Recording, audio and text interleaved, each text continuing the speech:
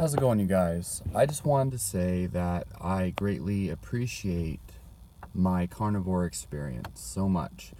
I'm really happy that I went almost an entire month eating nothing but meat. The reason why is because I realize that I don't actually need a whole ton of different types of fruits and vegetables and grains, and I don't need carbohydrates to feel my best, to perform my best. Because it's pretty damn insane. It's absolutely mind-blowing that my strength increased in the gym eating nothing but meat.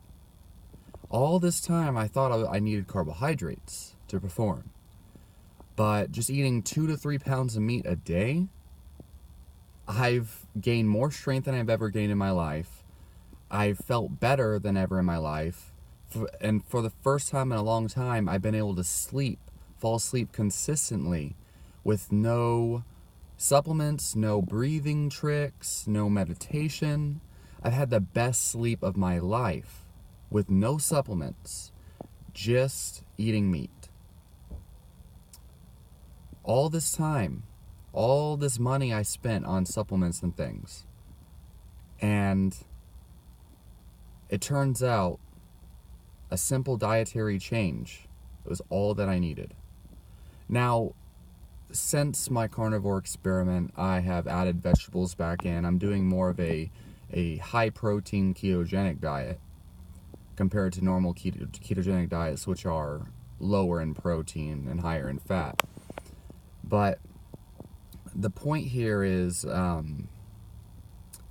if I ever need to, I know that I can survive only on meat. And the really cool thing is when you cut out carbs, you can go longer periods of fasting without actually feeling like you're fasting.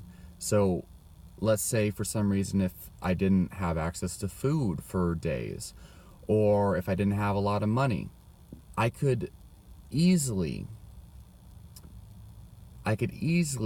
get by on, very little food for,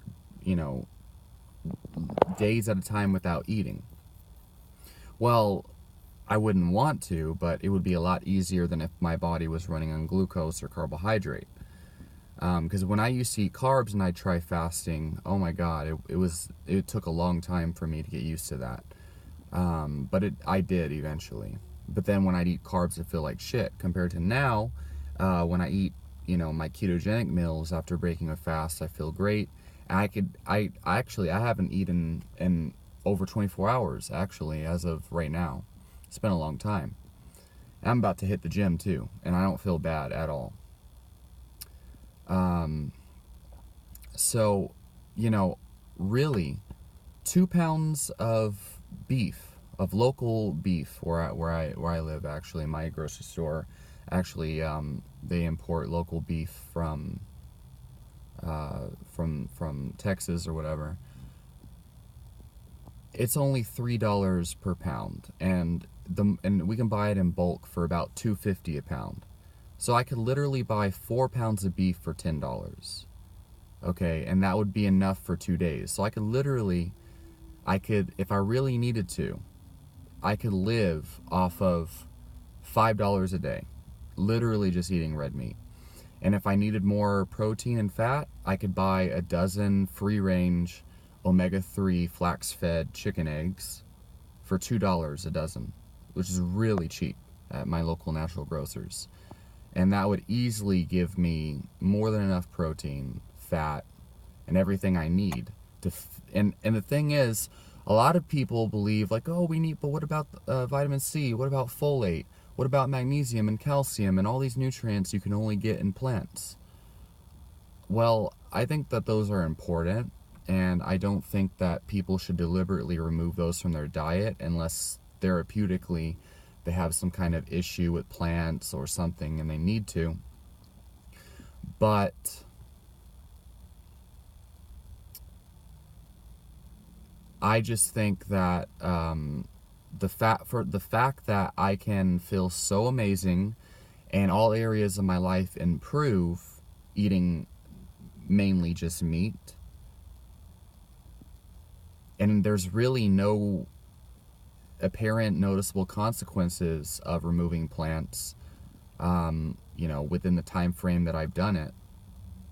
And there's hundreds and hundreds of other people who have done that as well, and they've gone years without plant foods, just eating meat, animal products, and they feel amazing. There's that one guy, what's his name, John Anderson or something, who's been doing it. Him and his family have done it for like 20 years, him and his wife, and they look phenomenally amazing. And they didn't develop any long-term health problems. My point is not like, oh, I'm going to do this carnivore diet thing. My point is that I'm really happy that, you know, it's that simple. And like, as long as I have meat, enough meat to sustain me, you know, preferably 200 grams of protein worth of meat per day, everything's good. You know, and right now I'm eating, you know, broccoli, I'm eating greens, I'm eating, you know, lemons and limes and apple cider vinegar, and I'm eating basically a ketogenic diet with, you know, 1 gram per pound of body weight. And I feel great. I feel just as good as I did when I was eating meat. Actually, I think I feel a little bit better. But,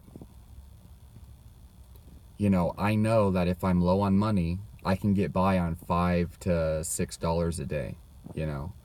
I can get by with just eating the bare minimum, which would be meat. Now contrast that to somebody who has to survive on rice and beans. Okay, I feel better than I've ever felt in my life right now. But if I ate rice and beans, holy crap, I'd be gassy, I'd feel malnourished and weak. And that's exactly how I felt when I was vegan for a year. It was horrible. And I used to think, oh, you know, this is great. I can just, you know, buy a gigantic 10-pound bag of rice for like $3 and a giant bag of beans for $3 and just prepare all of that overnight every single day. And I could survive on this, and I'll only be spending $6 a week or something. And I felt horrible, and I shat most of it out.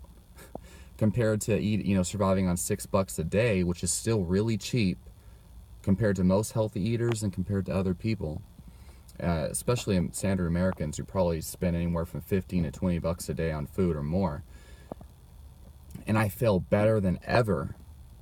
And all signs of disease kind of fade away. All weird health conditions or chronic health conditions go away, and areas of life improve that you didn't even think needed improving. It's pretty incredible. So I'm really thankful for that experience because it makes life easier. You know, the quest for optimal health, you know, I didn't think there was a nirvana, but now I feel like there actually is. Basing the diet on meat, you know. Now, in the future, I might actually experiment with adding some fruits back in. Citrus is in season right now. It's just, I don't want to kick myself out of ketosis because I feel so good. But nonetheless, I plan to keep my carbohydrates relatively low. At the very highest, probably 100 grams a day.